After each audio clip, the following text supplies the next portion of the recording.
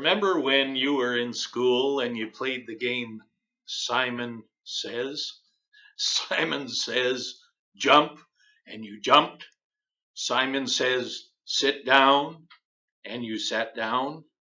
Well, today we're not going to agree with what Simon says. We're talking about Simon Sinek, the author and speaker, and we're going to take a little issue with one of his comments today.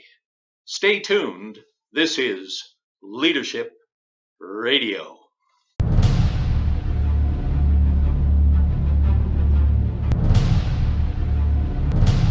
Hi, I'm Kerry Southorn, and welcome back to our program. This is Leadership Radio.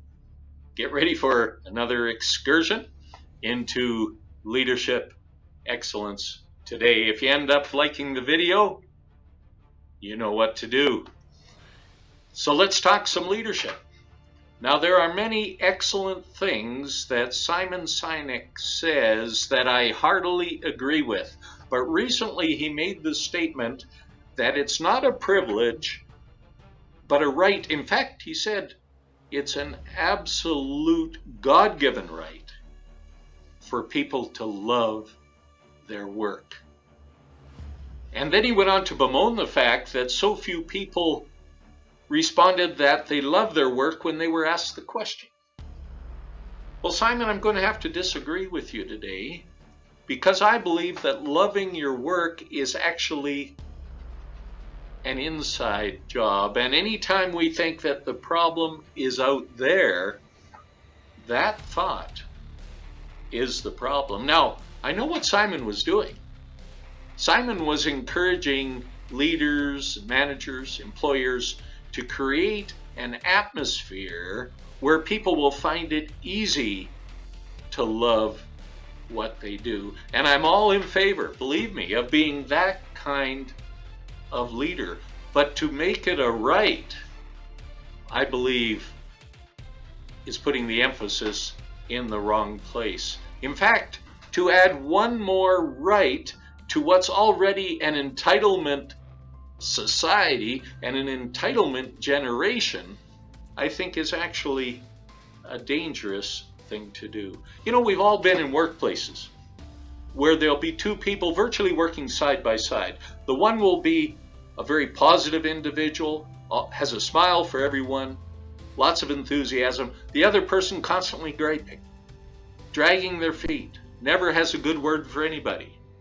And yet they work in the same culture, the same environment, with the same leader. What's the difference? The difference is in the attitude towards what they do. So I would actually say that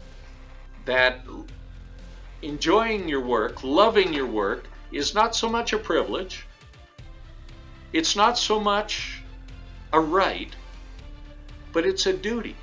It's a duty for each individual to approach their work in such a way that eventually, in most cases, unless they work in really toxic environments, that they will eventually love what they do. My dad used to say, make sure you do everything with vim, vigor, and vitality. 3 V's. Great advice, not only for life in general, but for loving your work. Because let's be honest, our actions and our attitudes can determine our emotions, just like our feelings can influence our actions. We live in a very touchy-feely society, so people today, they want to feel the passion before they're basically going to do anything. Well, if you're waiting for the passion to hit you, you could be waiting a long time. Because passion oftentimes comes from doing what you know you should do, but doing it with enthusiasm and with a sense of commitment and fervor. That's what develops passion. Now, years ago, when I worked in a car wash part-time while going to high school, there was a fellow there who was constantly dragging his gumboots around, and his head was always kind of hanging down, like he couldn't care less. And the manager came to him one day and he said, "Look like you care, even if you don't."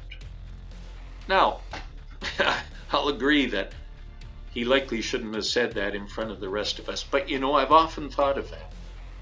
Look like you care, even if you don't. And you know what will happen eventually?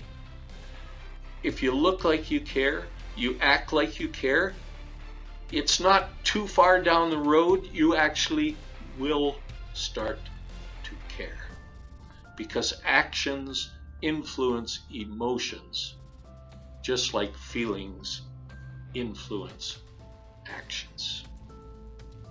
So, Simon, sorry to have to take an opposite view from your statement today, but we appreciate you coming up with these doozies every now and then so that we can have something controversial to talk about.